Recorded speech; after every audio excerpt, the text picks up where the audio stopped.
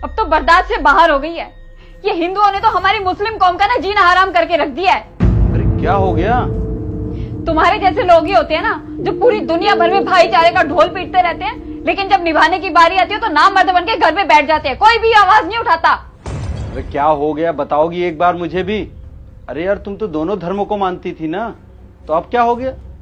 करती थी, लेकिन इतनी नाइंसाफी हो रही है ना हम मुसलमान के साथ, तो अब नहीं कर सकती।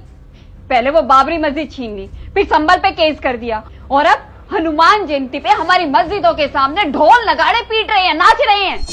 देखो अगर ऐसा ही चलता रहा ना तो ये 20 करोड़ मुसलमान की जो कौम है ना रोड पे आ जाएगी ना, तो सरकार को ना दूसरा देश बना के देना पड़ जाएगा। तो दूसरा देश लेके कैसा देश बनाओगे? जैसे पाकिस्तान रह रहा है, जैसे बांग्लादेश रह रहा है, इस्लाम कौम का परचम लहराएंगे। ऐसा देश, पाकिस्तान जैसे देश, जहाँ पे लोग आटे के लिए तबाह है, टमाटर के लिए तबाह है, और जहाँ पे लोगों को बात बात पे गोली मार दी जाती है, ऐसा देश बनाना चाहोगी? और तो और जहाँ पे आर्मी स्कूल में घुस के 300 बच्चों को मार दिया जाता है जिनकी कोई गलती नहीं होती धर्म के नाम पे, ऐसा देश बनाओगी? हाँ? और क्या बोल रही हो बांग्लादेश?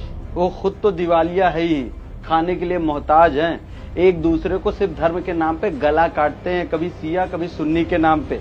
ऐसा देश बनाना पसंद करोगी? क्या बोल रही हो कि हिंदुओं ने बाबरी मस्जिद छीन ली है? तो हिंदुओं ने बाबरी मस्जिद नहीं छीनी, 500 साल तक कानूनी लड़ाई लड़ी है, तब वो जीते, फिर वहां उन्होंने राम मंदिर बनाई।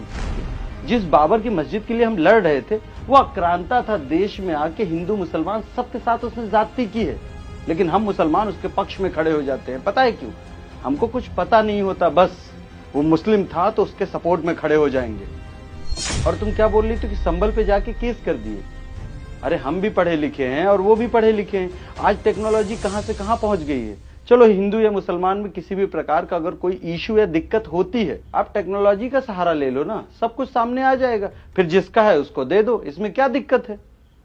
क्या बोल रही है कि मस्जिद के सामने ढोल ताशे बजाते हैं, तो हम लोग भी तो सुबह से उठ के 5 बार लाउड स्पीकर पे अजान देते हैं ना, वो आवाज भी हिंदू बस्तियों तक जाती है, लेकिन कोई हिंदू पत्थर उठा के किसी मस्जिद पे मारा क्या? और जो हम अजान देते हैं उसमें क्या रहता है कि अल्लाह के अलावा इस दुनिया में कोई इबादत करने लायक नहीं है। हिंदुओं के जितने देवता हैं, या सिख में या जैन में, इन सब देवताओं की तो हम तौहीन ही कर रहे हैं ना लाउड स्पीकर लगा के, लेकिन कभी किसी हिंदू ने इस चीज पे आवाज उठाई है क्या? 20 करोड़ पब्लिक अगर रोड पे आ जाएगी तो दूसरा देश देना पड़ेगा।